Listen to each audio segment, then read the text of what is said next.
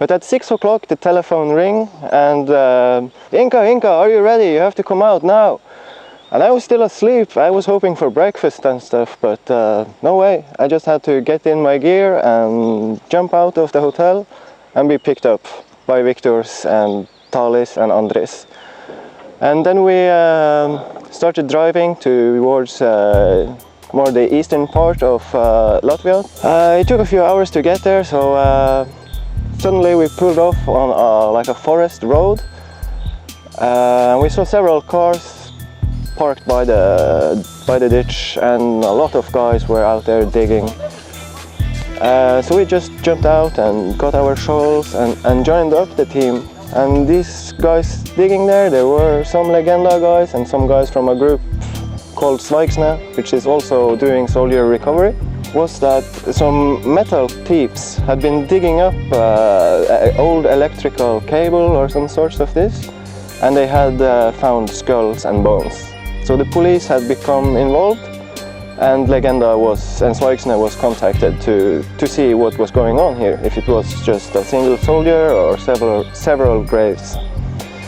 So when we was there, the other guys had already picked up 5 or 6 soldiers from field graves, and they was lined up in one line with 30-40 centimeters spacing between the graves. I thought was very interesting about these graves was that in the eastern part of the line, the graves was very deep and they become more and more shallow. The last soldier in the line, he was just a few centimeters under the soil. So it looked like they had been in a rush. Maybe the front was rolling quickly towards them, so they just had to get them down and get away. In some of the graves there were several soldiers, so I imagine they had just thrown in their friends in there because they didn't have time to open a new grave for them. And many of these in the mixed graves was very broken. They must have been hit by artillery shell or mortar bombs, because they were missing big parts of their legs, and we only found small splinters of some of the soldiers. Checking the pile of dirt, I was throwing out for if it was metal buttons or something. But when I was digging this, I still hadn't found the skeleton. So I pull my shovel in and I find a branch, a root or something.